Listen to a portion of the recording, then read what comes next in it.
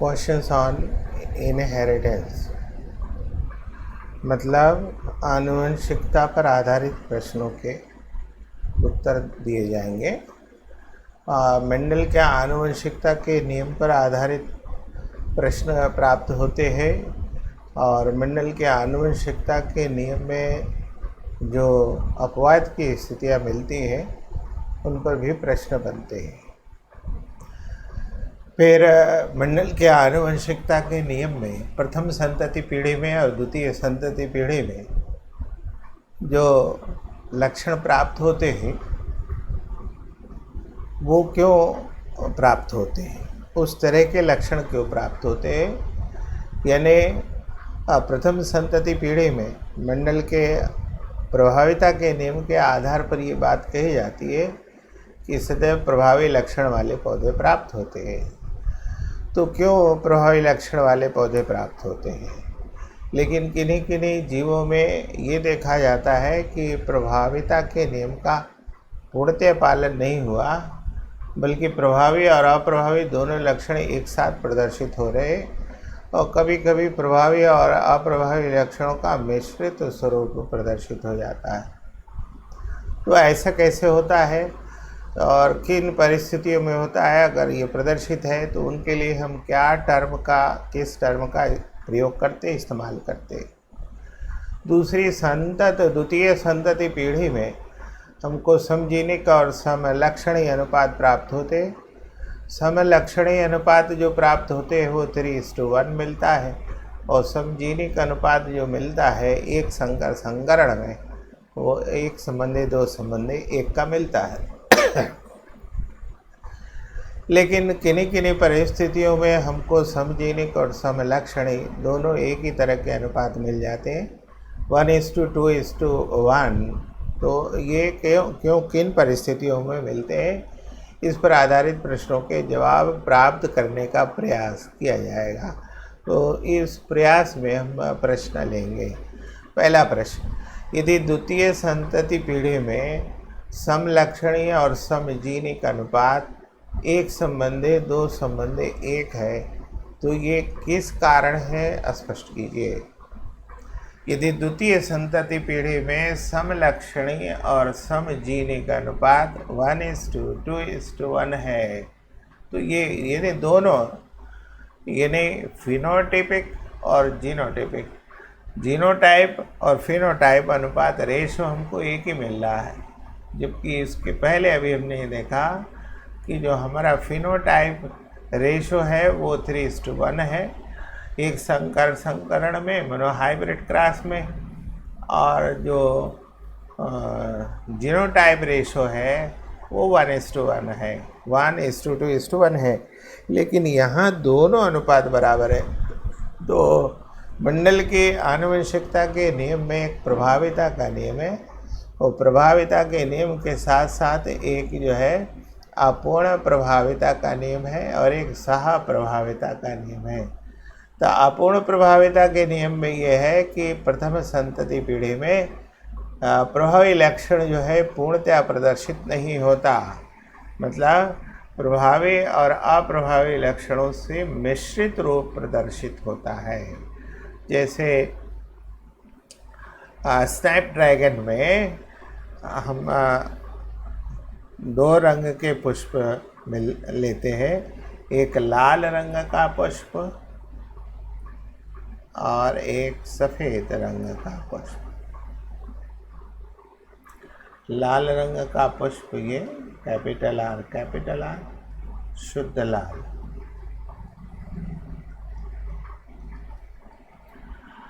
और एक शुद्ध सफ़ेद स्मॉल आर और स्मॉल आर,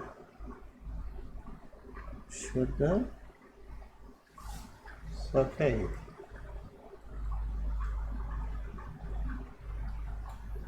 ठीक है, ये इनका पेरेंटल जनरेशन है P। तो हमको प्रथम संतति पीढ़ी मिलती है तो इस कैपिटल आर स्मॉल आर मिलता है।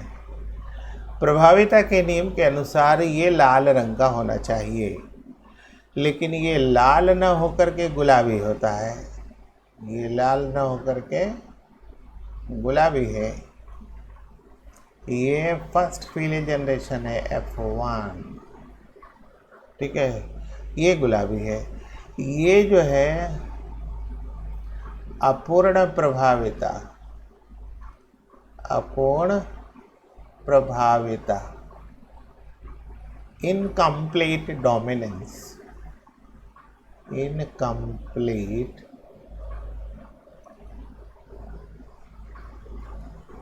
डोमिनेंस को प्रदर्शित करता है। अब यहाँ जो है स्वपरागण अगर कराया जाए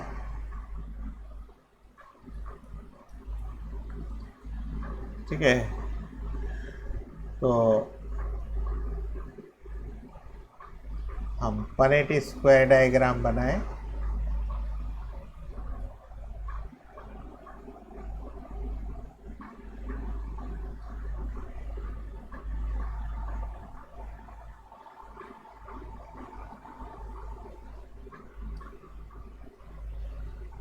ये नर युग्मक,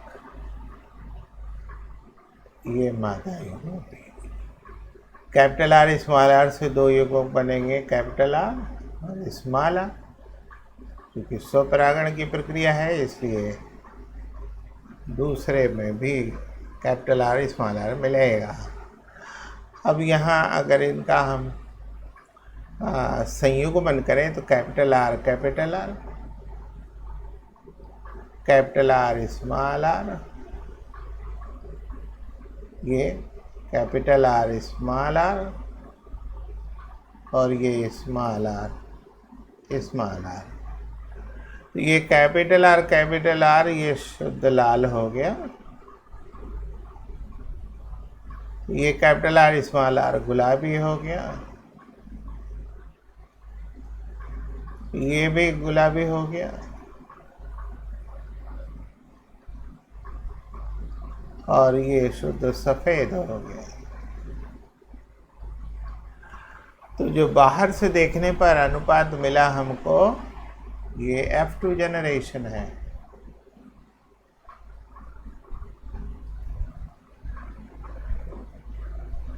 ये F2 जनरेशन है। तो जो भौतिक रूप से हमको लक्षण प्राप्त हो रहे हैं उसमें एक लाल और दो गुलाबी और एक सफ़ेद, ये समलक्षणी अनुपात हुआ। ये समलक्षणी अनुपात हो गया। और जब हम समजीनिक अनुपात जीनोटाइप लेते हैं तो एक कैपिटल आर का मिला 1:,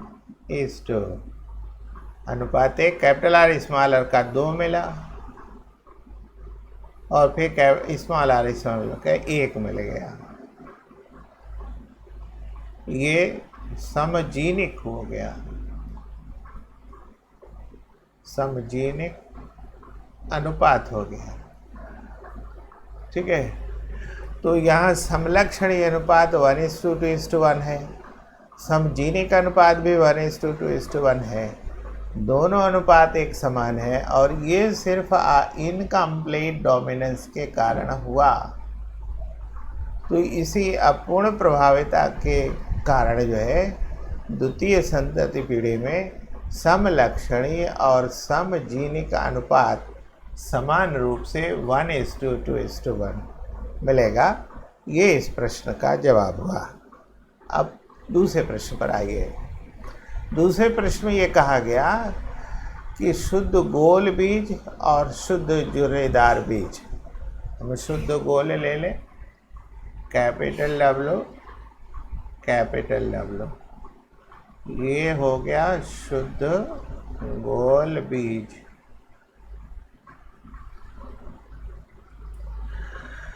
और शुद्ध झुर्रेदार स्मॉल w,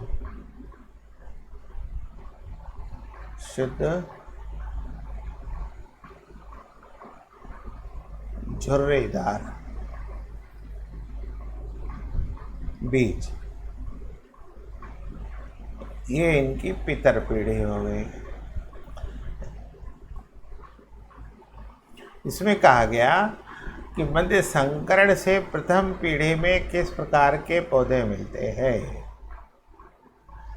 तो फिर मंडल की प्रभाविता के नियम के अनुसार कैपिटल डब्ल्यू और स्मॉल डब्ल्यू यानी गोल बीज वाला पौधा मिलेगा। गोल बीज ये अपने गुणों के लिए शुद्ध नहीं होगा, इसलिए इसको संकर कहेंगे। ये फीलियल फास्ट फीलियल जनरेशन हुआ। तो ये इस प्रश्न के आधे भाग का जवाब हुआ कि प्रथम पीढ़ी में किस प्रकार के पौधे मिलते हैं। तो प्रथम पीढ़ी में हमको गोल बीज वाले, लेकिन ये अपने गुणों के लिए शुद्ध नहीं, इसलिए संकर पौधे प्राप्त होंगे। अब इस प्रश्न का दूसरा हिस्सा है। उस दूसरे हिस्से में ये बात कही जा रही है, यदि इसका संकरण पितर पीढ़ी के अप्रभावी जनक से कराया जाए तो परिणाम का स्पष्टीकरण कीजिए। यानी अब हम संकरण कराएंगे पितर पीढ़ी के अप्रभावी जनक, यानी कैपिटल डब्ल्यू और स्मॉल डब्ल्यू का क्रॉस होगा। अप्रभावी स्मॉल डब्ल्यू ये हो गया आपका F1 संकर, और ये हो गया अप्रभावी पितर।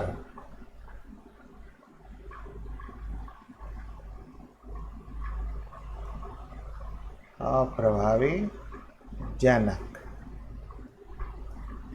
ठीक है।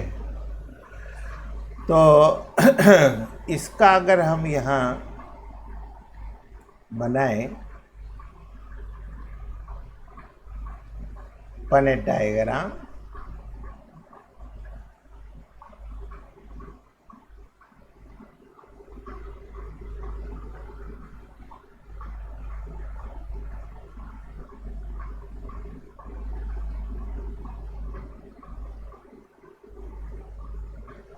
तो कैपिटल डब्ल्यू स्मॉल डब्ल्यू ये युग्म, और इससे अप्रभावी से मिलेगा स्मॉल डब्ल्यू। तो अब अगर इसका संयुग्मन हो तो कैपिटल डब्ल्यू स्मॉल डब्ल्यू, ये स्मॉल डब्ल्यू, फिर ये capital W small W, small W. ये हो गया हमारा संकर गोल।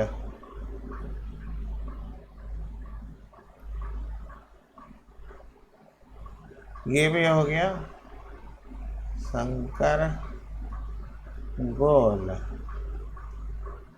ये हो गया शुद्ध झुर्रीदार। ये भी हो गया शुद्ध झुर्रीदार। मतलब कुल चार पौधे मिले, इसमें से गोल 2 हो गए,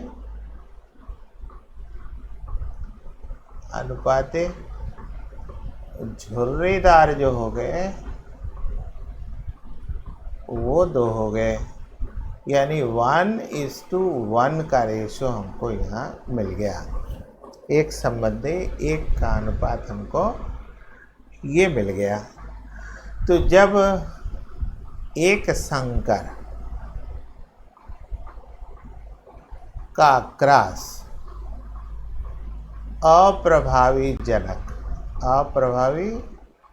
जनक से कराते हैं, तो ये क्रॉस जो है हमको परीक्षण क्रॉस कहलाता है, परीक्षण संकरण कहलाता है।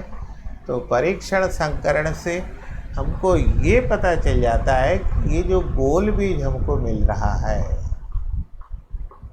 ये क्या होमोजाइगस है, क्या हेटेरोजाइगस है।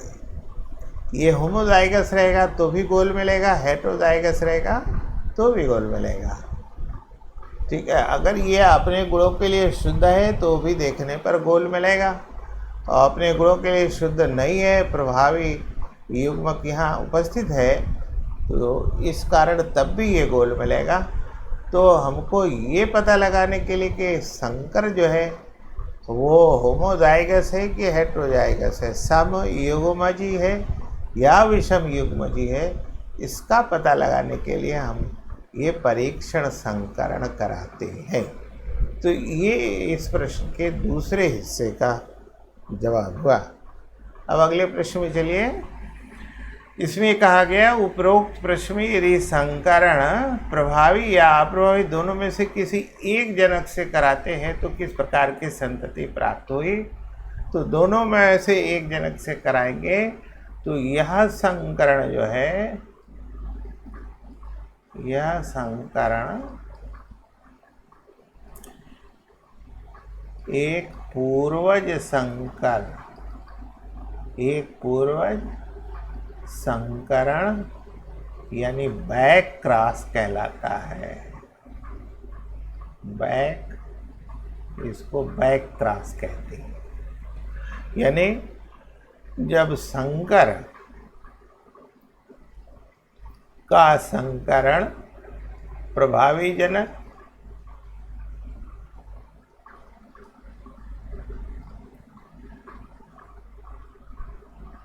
या फिर अप्रभावी जनक,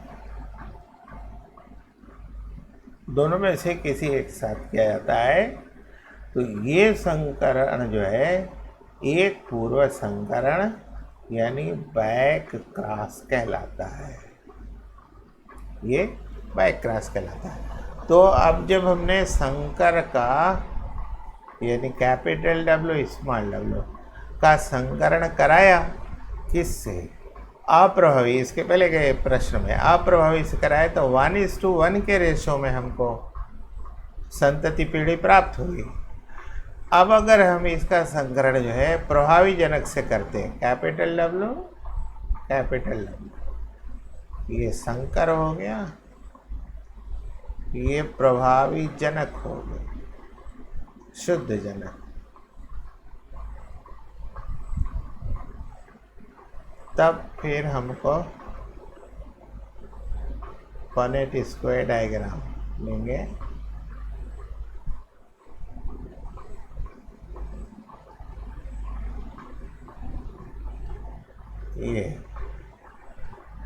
ये हो गया कैपिटल डब्ल्यू, ये स्मॉल डब्ल्यू, ये कैपिटल डब्ल्यू, ये कैपिटल डब्ल्यू।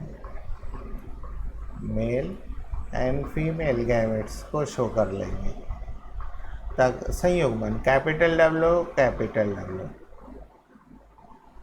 ये कैपिटल डब्ल्यू स्मॉल डब्ल्यू, ये कैपिटल डब्ल्यू कैपिटल डब्ल्यू, ये कैपिटल डब्ल्यू स्मॉल डब्ल्यू। यानी ये भी गोल मिला, गोल बीज, ये भी गोल बीज, ये भी गोल बीज, ये भी गोल बीज मिला। यानी अगर हम संकर और प्रभावी जनक के बीच कराते हैं तो हमको जितने भी पौधे मिलेंगे वो सब प्रभावी लक्षण वाले होंगे, सभी प्रभावी लक्षण के होंगे। तो ये क्रॉस जो है ये बैक क्रॉस कहलाता है, इसको बैक क्रॉस कहते हैं। तो ये इस प्रश्न का जवाब हुआ। अब अगले प्रश्न में चलिए। एक संकर तथा इसके पहले के प्रश्न में देखिए, इसका एक पोर्शन जो है हम आगे कंप्लीट फिर करेंगे। हालांकि इसके प्रश्न में हमने लिया हुआ है कि संकर ले लें, इसका क्रॉस जो है अप्रभावी जनक से कराएं, अप्रभावी जनक, और ये हो गया संकर। तब फिर हमको क्या मिलेगा? ये कैपिटल डब्ल्यू स्मॉल डब्ल्यू,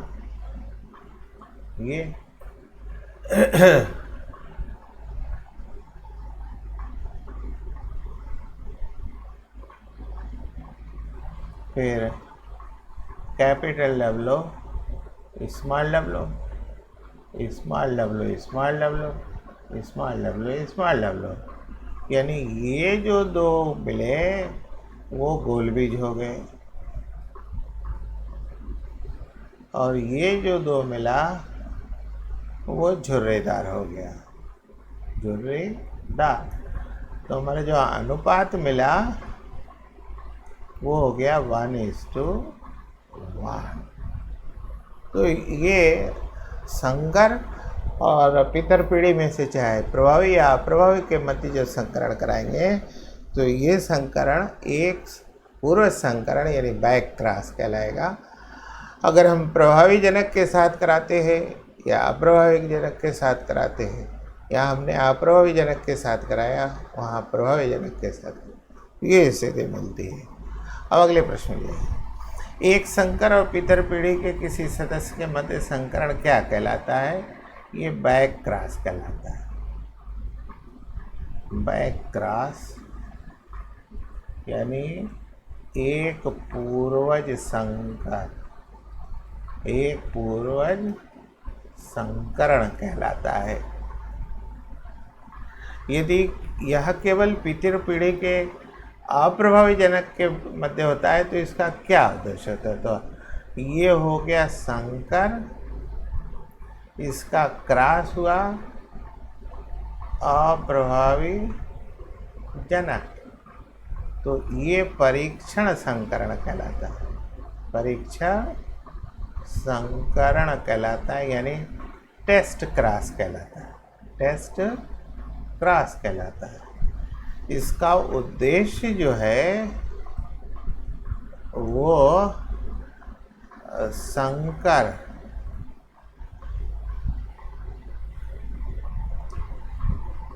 की जीनिक संरचना, जीनिक संरचना की जांच के लिए किया जाता है कि जो हमारा संकर है वो होमोजाइगस है, समयुग्मजी, या फिर हेटेरोजाइगस है, विषमयुग्मजी। इसका पता लगाने के लिए ये टेस्ट क्रॉस यानी संकर परीक्षण संकरण कहलाता है। अगले प्रश्न में देखिए, सभी परीक्षण संकरण एक पूर्व संकरण होते परंतु सभी एक पूर्व संकरण परीक्षण संकरण नहीं होते। मतलब क्या हो गया? परीक्षण संकरण जो होगा वो संकर और अप्रभावी जनक, अप्रभावी जनक के मध्य होगा, और एक पूर्वज संकरण जो है, एक पूर्वज संकरण, ये संकर और प्रभावी जनक या फिर संकर और अप्रभावी जनक के मध्य होता है। इसी कारण जो है ये जो बैक क्रॉस है, ये बैक क्रॉस, ठीक है, जितने बैक क्रॉस होंगे यहाँ देखिए, ये उस सभी परीक्षण संकरण, जितने भी परीक्षण संकरण है वो बैक क्रॉस हो सकते हैं, लेकिन सभी बैक क्रॉस जो है परीक्षण संकरण नहीं होते। यानी सभी परीक्षण संकरण एक पूर्व संकरण होते हैं, लेकिन सभी एक पूर्व संकरण परीक्षण संकरण नहीं है। मतलब परीक्षण संकरण देखिए, ये एक पूर्व संकरण में प्रभावी अप्रभावी दोनों जनक हैं, तो जब प्रभावी जनक के मध्य कराया जाएगा तो वो परीक्षण संकरण हो जाएगा, लेकिन अप्रभावी जनक से कराया जाएगा तो परीक्षण संकरण नहीं होगा। इसीलिए एक पूर्व संकरण जो है, सभी एक पूर्व संकरण जो है परीक्षण संकरण नहीं होंगे। सभी एक पूर्व संकरण जो है, ये दोनों सभी एक पूर्व संकरण में केवल प्रभावी जनक ही परीक्षण संकरण है। इसीलिए सभी एक पूर्व संकरण यानी बैक क्रॉस जो है वो टेस्ट क्रॉस नहीं हो सकते। उसमें से केवल अप्रभावी जनक के कराया जाएगा, तभी वो टेस्ट क्रॉस होंगे। इसीलिए कहा जाता है कि सभी बैक क्रॉस जो है टेस्ट क्रॉस नहीं हो सकते, लेकिन सभी टेस्ट क्रॉस जो है वो बैक क्रॉस हो सकती है। यानी सभी बैक क्रॉस, सभी बैक क्रॉस, ठीक है, टेस्ट क्रॉस नहीं हो सकती, परंतु सभी टेस्ट क्रॉस बैक क्रॉस हो सकती है, हो सकती है। ये इस प्रश्न का जवाब था। तो इनहेरिटेंस के प्रश्नों के जवाब इसी अनुसार देने का प्रयास किया जाता है, जो कि